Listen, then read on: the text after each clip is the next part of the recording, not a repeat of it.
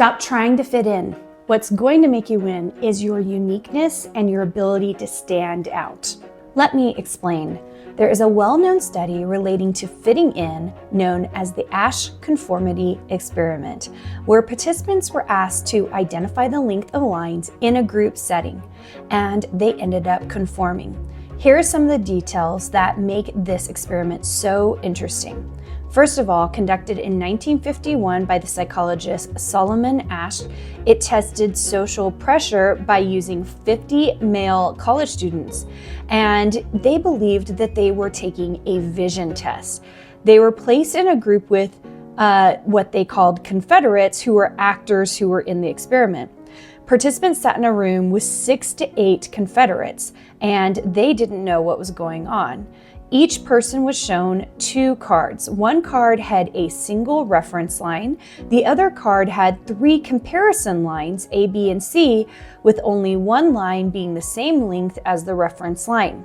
The task was that each person had to say out loud which comparison line matched the reference line.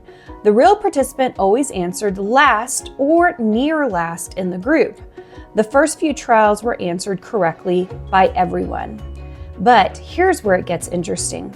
After a few correct rounds, the Confederates started giving wrong answers on purpose, and the real participant had to decide whether to go along with the group or stick with the obvious correct answer. The results: 32% of participants conformed to the majority's incorrect answer in most trials. 75% conformed at least once, and 25% never conformed at all, always choosing the correct answer. When participants were allowed to write down their answers instead of saying them out loud, conformity dropped significantly. This experiment demonstrated the power of peer pressure in decision making.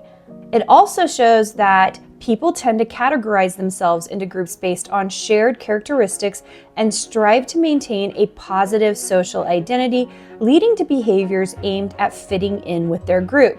Studies have shown how teenagers often conform to peer norms in terms of clothing, behavior, and interests to gain acceptance from their social group. So how does that relate to us as design business owners, marketers, and makers as we're trying to create businesses that work? The problem is that we have been taught to fit in.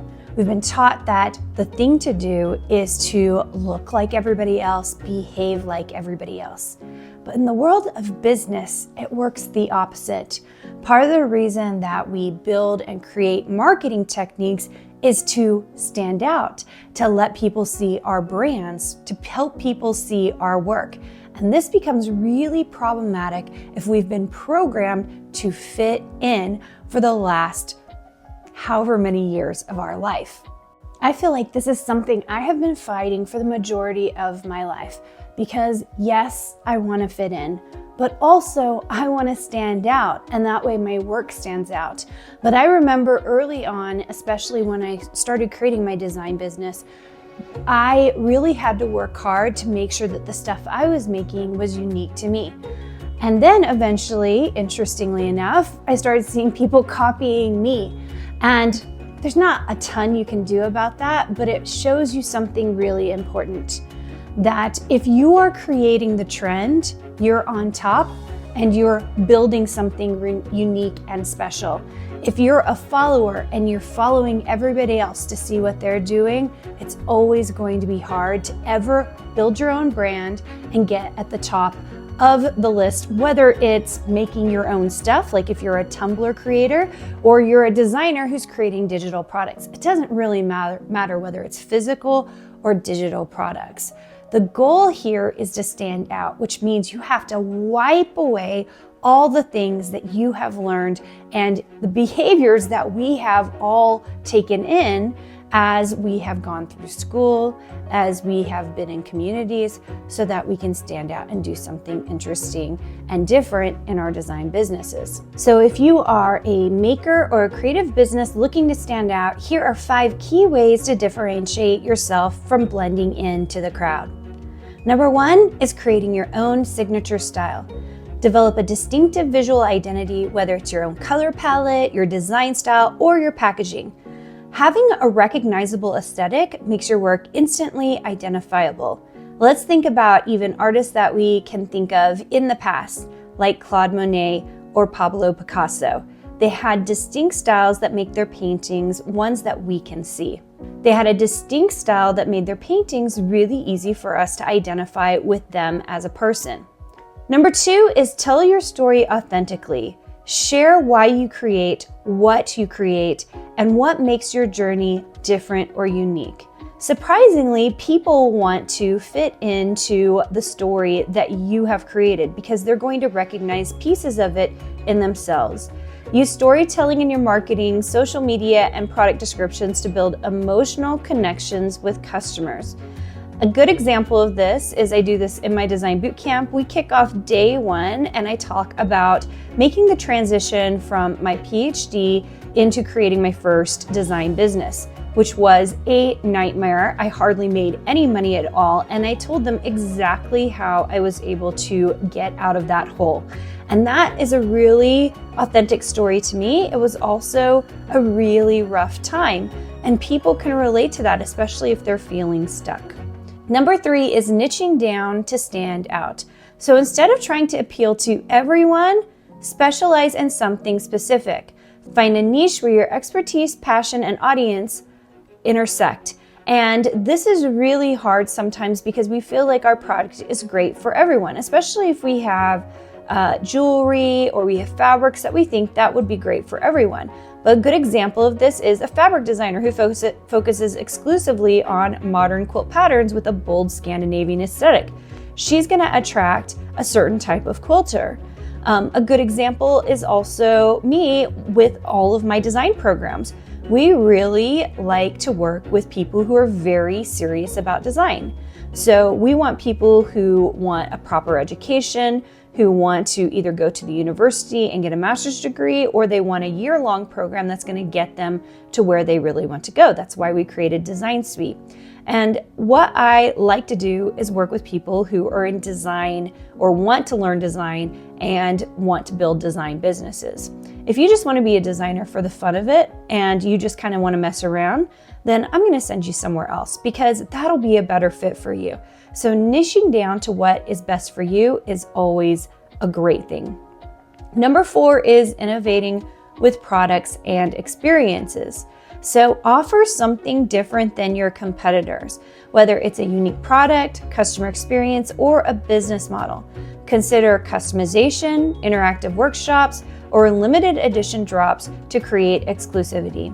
This is easier than you would think as you figure out what is best and the expertise that you provide to your customers. Let me give you an example of it. I don't know anybody in the craft and the surface pattern industry and the fabric industry who has a PhD in design.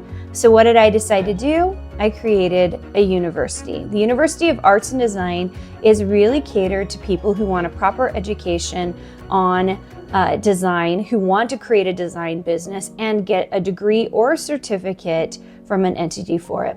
And believe me, when I announced I was going to make a university, I got all the wrath from people.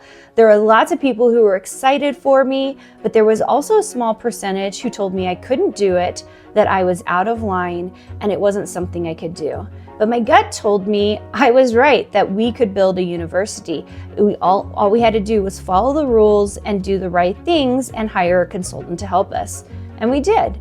And there are going to be people who tell you that you can't do it. I'm here to tell you you should do it and you can do it.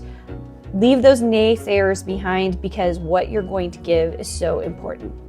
Number 5 is to show up with confidence and personality. Let your voice and personality shine through in your brand messaging, social media, and emails. Don't be afraid to have opinions, although it is hard because you've been taught to fit in. Take a stand, be playful in your branding, and feel free to give people a great experience. Try to teach them the things that you know are going to help them. The key here is to lean into being different and unique and not fitting in. And if you want to learn more about that, I have a new membership called Marketing for Creatives. And MCM, this membership is brand new and it is really geared towards figuring out how to market to your unique audience and having step-by-step instructions for learning how to do what is going to work for you in your business. It's a super tactical membership, and you can find out more by going to my free workshop at www.designsuitecourses.com/getmorecustomers and signing up for that free workshop to learn more. And you'll learn a lot just from that workshop alone. I can't wait to see you later. I'd love for you to subscribe to the channel to get more marketing and design content.